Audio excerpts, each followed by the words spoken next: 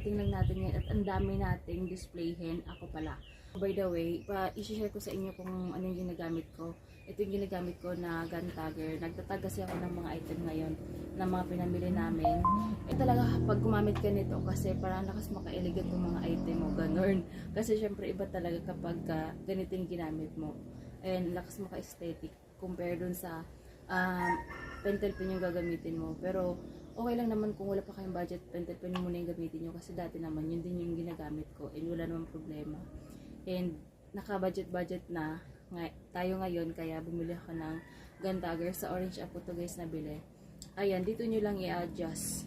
Turuan ko lang din kayo kung paano gamitin to at kung meron ganito baka hindi mo alam kung paano siya gamitin kasi nung ako bumili ako nito, bumili lang ako yung tipong bumili ka pero hindi mo alam kung paano gamitin. So yun guys, in-explore ko lang din to. Bali dito mo edit yung kanyang presyo. Ayan dyan. Dito mo siya hihilahin mo to guys. Ayan, hihilahin mo siya ng ganyan. Wait. Yan, hihilahin mo siya kung saan nakatapat yung arrow, yun yung mababago na number.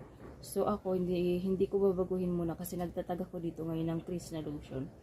So hindi ko babaguhin, pero kung gusto niyo nang baguhin yung number kasi magpapalit kayo ng presyo.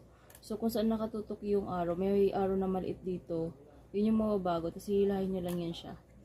Andyan yung peso sign, basta lahat ng mga nandyan na siya. So ganoon lang naman siya guys. Tapos pagka nagpapalit kayo ng rolyo ng papel, yung kanyang ganito lang, madali lang. Then bubuksan nyo lang siya, tapos kunin nyo dito and then papalitan nyo na naman. Tapos yung pinaka papel niya ipapasok nyo dun. Ayan guys, ayun, sobrang natuwa lang ako dito sa gun tagger na to kasi nga ang lakas niya maka-elegant, tapos nakakatuwa pa kasi wala lang, natutuwa lang talaga ako kasi ang cute tingnan ng mga price label natin na ganyan. So ayan, kung sari-sari store owner ka, bumili ka na rin ito. Hindi ito, bumili ka na rin ito para maganda tingnan yung ating display, yung ating items. So ayun guys.